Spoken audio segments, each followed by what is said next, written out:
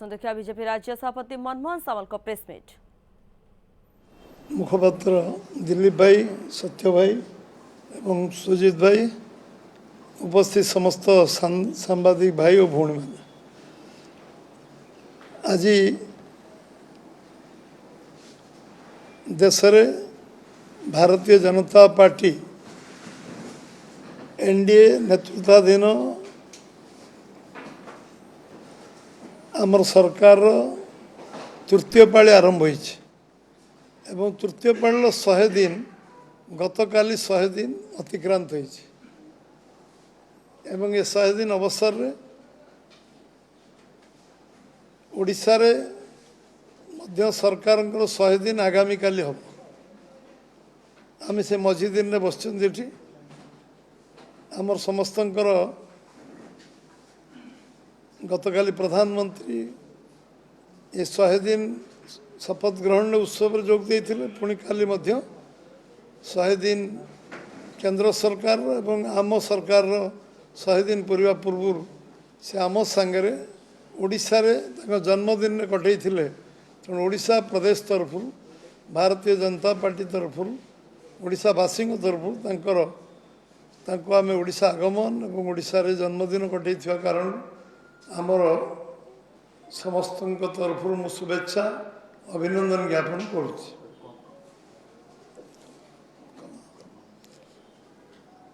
आमे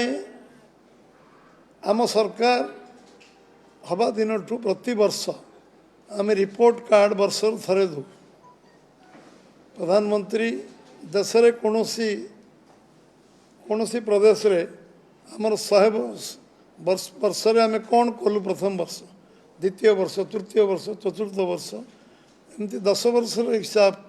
report card से देइछन समस्त आगे एवं आमे आम लोक मानकर गणतांत्रिक व्यवस्था रे सबुठ बड़ गणतांत्रिक देश भारत वर्ष रे जो गणतांत्रिक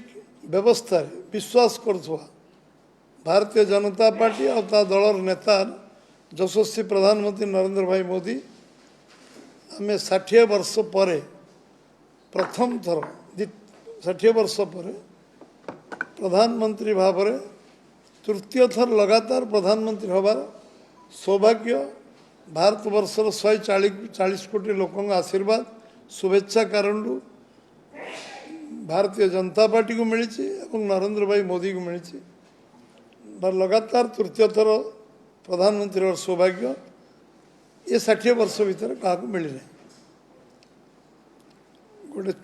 ग्रामांचल जन्म होता जड़े साधारण परिवार आसी असाधारण व्यक्तित्व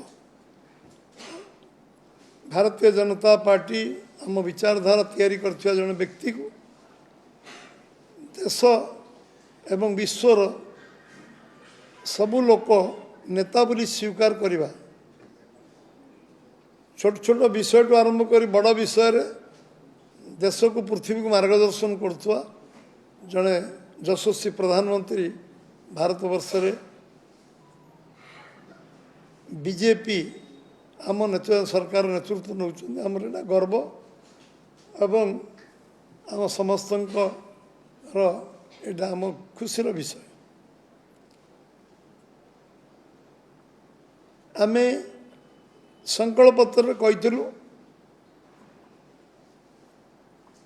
आमे लखपति दीदी करूँ देशर अर्थनीति को पंचम जगह पर्यंत पहुँची भारतवर्ष 4 कोटी प्रधानमंत्री आवास योजना आम दे सारी एवं 3 कोटी प्रधानमंत्री आवास योजना बंटन शुभारंभ हो सारी 11 लाख लखपति दीदी को तालिका सूची ऑलरेडी जो मैंने भावी नथिले लक्षपति हे से लखपति दीदी 11 लाख आम कर सारी देशर प्रधानमंत्री स्वप्न थिला जे इंफ्रास्ट्रक्चर आम सबुठ अधिक पुंजी विनियोग कर 11 लाख कोटी टंका 3 लाख कोटी ऊर्ध्व टंका आम भित्तिभूमि प्रतिष्ठार खर्च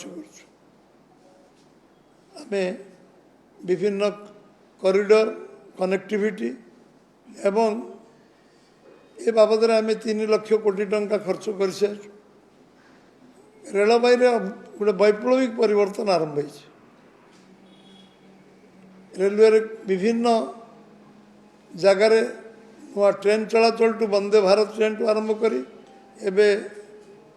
15 ଆଉ 16 ତାରିଖ ବନ୍ଦେ ଭାରତ ଟ୍ରେନ୍ର ଚଳନ ଆମେ ସମସ୍ତେ ତାକୁ ଶୁଭାରମ୍ଭ ଦେଖିଲେ। ଓଡ଼ିଶାରେ 2 ଜାଗାରୁ ଏ ଟ୍ରେନ୍ର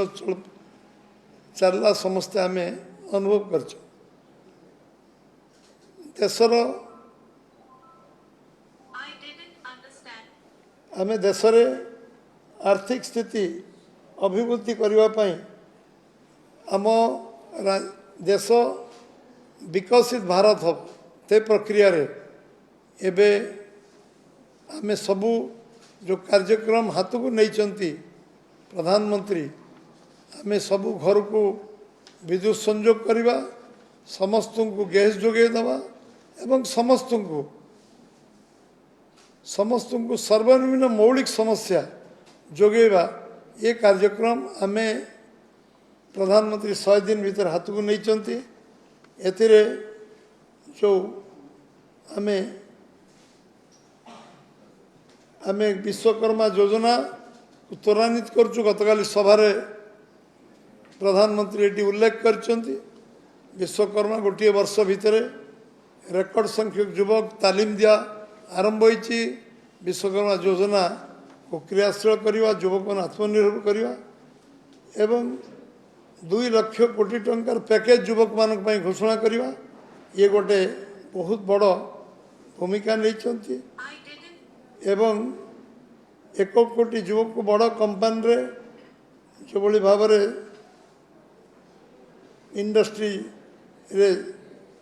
ଇଣ୍ଡଷ୍ଟ୍ରି ଯୋଗାଇବା ଏବଂ ସେ କାର୍ଯ୍ୟକୁ ତ୍ୱରାନ୍ୱିତ କରିବା।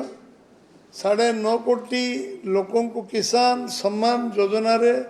3 ଲକ୍ଷ କୋଟିରୁ ଅଧିକ ଟଙ୍କା ଯୋଗାଇ ଦେବା। କିଷାନ ସମ୍ମାନ ଚାଷୀ କୃଷକ ଆତ୍ମନିର୍ଭର ହେଉ, ନିଜ ଗୋଡ଼ରେ ଛିଡ଼ା ହେଉ, ଇଏ ଗୋଟେ ଐତିହାସିକ ପଦକ୍ଷେପ। 17ଟା କିସ୍ତି ଆମେ ଦେଇସାରିଲେଣି ଚାଷୀମାନଙ୍କୁ। ଯେଉଁ ପ୍ରକ୍ରିୟା ଆରମ୍ଭ ହୋଇଛି ଏବଂ ସେ ପ୍ରକ୍ରିୟା 17ଟା ଇନଷ୍ଟଲମେଣ୍ଟ ଦେବା, 9.5 କୋଟି ଚାଷୀଙ୍କୁ ଆତ୍ମନିର୍ଭର କରିବା। ପ୍ରୋକ୍ୟୁରମେଣ୍ଟରେ ଆମେ ମିନିମମ୍ ସପୋର୍ଟ ପ୍ରାଇସ୍କୁ ରେକର୍ଡ 1310 ଟଙ୍କାରୁ ଆଜି 2300 ଟଙ୍କା ପର୍ଯ୍ୟନ୍ତ ପହଞ୍ଚାଇବା, ପାଖାପାଖି 1000 ଟଙ୍କା ବୃଦ୍ଧି କରିବା। ଚାଷୀକୁ ଜଳସେଚନ ବ୍ୟବସ୍ଥା ପାଇଁ ପର୍ଯ୍ୟାପ୍ତ ଟଙ୍କା ଯୋଗାଇବା, ପ୍ରୋସେସିଂ ୟୁନିଟ୍ ପାଇଁ ପ୍ରୋତ୍ସାହନ ଦେବା, ସବସିଡ଼ି ଦେବା ଏବଂ କୋଲ୍ଡ ଷ୍ଟୋରେଜ୍ କରିବା ପାଇଁ ବିଭିନ୍ନ ଏଗ୍ରୋବେଷ୍ଟ ଇଣ୍ଡଷ୍ଟ୍ରି କରିବା ପାଇଁ ଯେଭଳି କୃଷକମାନଙ୍କୁ ଯେଉଁ ଗୁରୁତ୍ୱ ସେ ଦେଇଛନ୍ତି ଏବଂ ଆମେ ଆମ ଅଞ୍ଚଳରେ ଆମେ ଆୟକରରେ ରିହାତି 7 ଲକ୍ଷ ଟଙ୍କା ପର୍ଯ୍ୟନ୍ତ ଟିକସ ନ ପଡ଼ିବା, ଇଏ ଗୋଟେ ଯୁଗାନ୍ତରୀ ଗୁଡ଼ାଏ ଦିନ ହେଲା ଏଥିରେ ଲୋକଙ୍କ ମନରେ ଥିଲା ଯେ ଆୟକରର ଏବଂ PM ବସ୍ ଯୋଜନାରେ 3400 କୋଟି ଟଙ୍କା ପ୍ରାବଧାନ କରିଛନ୍ତି। ଇଏ ଆମେ PM ସୂର୍ଯ୍ୟଘର ମାଗଣା ବିଜୁଳି ଯୋଜନାରେ 2.5 ଲକ୍ଷ ଘରେ ଯୋଗାଇ ଦେବାର ଯେଉଁ ନିଷ୍ପତ୍ତି ହୋଇଛି। ପ୍ରଥମ ଦଫାରେ ଆୟୁଷ୍ମାନ କାର୍ଡ଼ 5 ଲକ୍ଷ ଟଙ୍କା ସ୍ୱାସ୍ଥ୍ୟ ସେବା ପାଇଁ ଖର୍ଚ୍ଚ କରିବା ଏବଂ ଆମକୁ ଏ ଭିତରେ ଆମେ ବିଭିନ୍ନ ଯୋଜନାକୁ କ୍ରିୟାନ୍ୱୟନ କରିବା ପାଇଁ ସବିଶେଷ ଆମ ଡାକ୍ତରୀ ଚିକିତ୍ସା ପାଇଁ 75,000 MBBS ସିଟ୍ ବୃଦ୍ଧି କରିବା ପାଇଁ ଯେଉଁ ନିମ୍ନ ନ୍ୟାୟ ସଂକଳ୍ପତ୍ରରେ ତାକୁ ମଧ୍ୟ କାର୍ଯ୍ୟକାରୀ କରିବା ପାଇଁ ଆରମ୍ଭ ହୋଇଛି ଏବଂ ଯେଉଁମାନେ 70 ବର୍ଷରୁ ଉର୍ଦ୍ଧ୍ୱ ସେମାନଙ୍କୁ ତାଙ୍କ ଚିକିତ୍ସା ସୁବିଧା ସମ୍ପୂର୍ଣ୍ଣ ସରକାର ଦାୟିତ୍ୱ ନେବେ। ଏ ଯେଉଁ ଆମେ ସଂକଳ୍ପତ୍ରରେ ଉଲ୍ଲେଖ କରିଥିଲୁ ତାକୁ କ୍ରିୟାନ୍ୱୟନ କରିବା ଏବଂ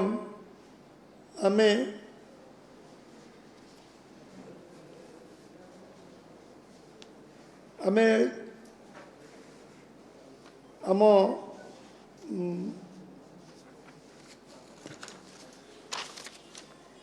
विपर्यय प्रशमन विभाग रे गोटे गोटे जुगान्तकारी ऐतिहासिक निष्पत्ति नहीं पर्याप्त टंका 12,000 कोटी टंकार प्रावधान व्यवस्था कराई प्रशमन ओडिशा सब बेसी बेनिफिटेड हम कारण आम विपर्यय प्रशमन हम एवं आमे आमे जो ओडिशा प्रसंग रे जातीय राजपथ गमनागमन क्षेत्र में गोटे स्वर्ण अध्याय सृष्टि होगी जाऊँगी 15,000 कोटी टंकार 4टी बृहत प्रकल्प निर्माण पर निष्पत्ति नियाई 6 लेन विशिष्ट भुवनेश्वर पुरी जातीय राजपथ 1800 कोटी टंका चंडीखोल बड़बिल जातीय राजपथ 10,000 कोटी 4 लेन विशिष्ट खोर्धा नयगढ़ जातीय राजपथ 54 राजपथ 54 1100 कोटी 4 लेन विशिष्ट केसिंगा जूनागढ़ जातीय राजपथ 26 1,000 कोटी टंका अनुमोदन मिली खूब शीघ्र ये समस्त डीपीआर प्रस्तुत करा कार्य आरंभ हम एवं सेहीपरि 2 लेन विशिष्ट कोरापुट पोरमारी प्रकल्प 2500 कोटी टंका सेतुबंध योजना 250 कोटी केंद्रीय सड़क और भित्तिभूमि पांठि अधीन में 500 कोटी राज्य में जातीय राजपथ उन्नति 3400 कोटी टंकार मंजूर मिली आगामी दिन में मोटू तिरिंगी अटल एक्सप्रेस प्रकल्प 15,000 कोटी टंकार पश्चिम पूर्व संयोगकरण कॉरिडोर समेत झारसुगुड़ा बालेश्वर नुआपड़ा अस्तरंग एवं बुंदवाहा गोपालपुर संबलपुर सातभाया जातीय राजपथ Brahmapur Jeypore Rourkela Jaleswar Brahmapur grand ring road निर्माण कार्य आरंभ होगा निष्पत्ति ये गोटे बहुत ऐतिहासिक निष्पत्ति सबुठ बड़ विषय हूँ पर्यटन शिल्प जहाँ आवश्यक पर्याप्त टंका केंद्र सरकार ओडिशा को देवे ओडिशार पर्यटन अधिक संभावना थिबा कारण ओडिशार लोक आत्मनिर्भरशील होगापाई आर्थिक दृष्टि सक्षम होंतु से जो पर्याप्त आमको प्रकृति देती तार सद्विनियोग हवा एक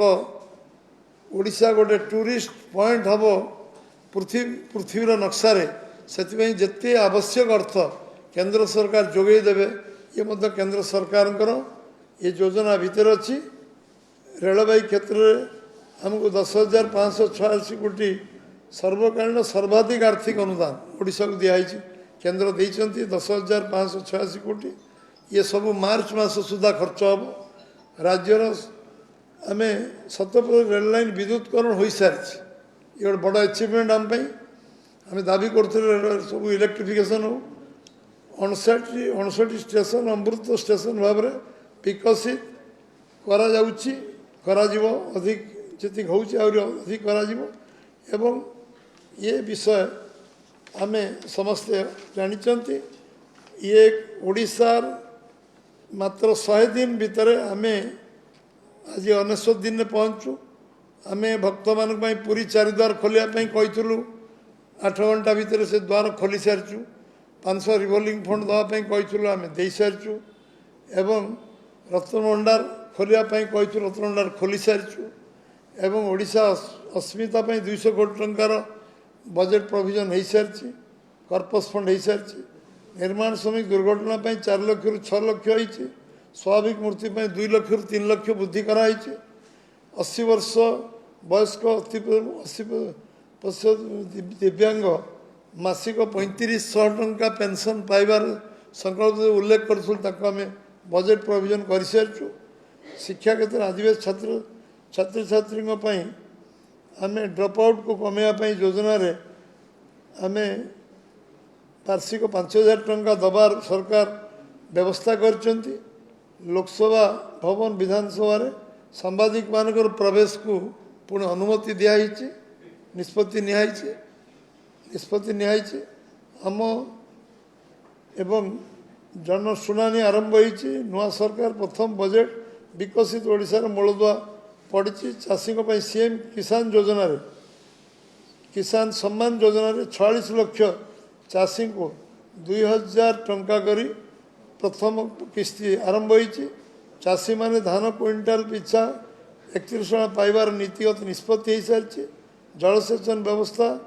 आम करने जो निष्पत्ति नहीं संकल्पत्र क्रियान्वयन आरंभ होती 58 शीतल भंडार कर नीतिगत निष्पत्ति आम नहीं एथर बजेट रे प्रोविजन करुँ शीतल भंडार प्रोसेसिंग यूनिट जलसेचन और एग्रोवेस्ट इंडस्ट्री सर्वाधिक गुरुत्व दिज्व नीतिगत निष्पत्ति निआई प्रति ब्लॉक रे कोल्ड स्टोरेज कर निष्पत्ति आम करुँ सब डिविजन स्तर हम आर वर्ष को ब्लॉक स्तर रे हम एवं अन्य कोल्ड स्टोरेज हाँपाई सरकार वर्तमान विभिन्न दिगोर चिंता कर प्राइवेट कोल्ड स्टोरेज निर्माण हम आम आत्मनिर्भर हवा आम फसल रहा व्यवस्था हम आत्मनिर्भर हवा एवं आम आज 25 लाख प्रधानमंत्री काली मोदी आसंता काली 100 दिन पूर्ति रहुची तेणु ता पूर्वर कौन सब कार्य करिछि नुआ सरकार बा बीजेपी सरकार से ने प्रेस मीट माध्यम सूचना दिया आलोचना करा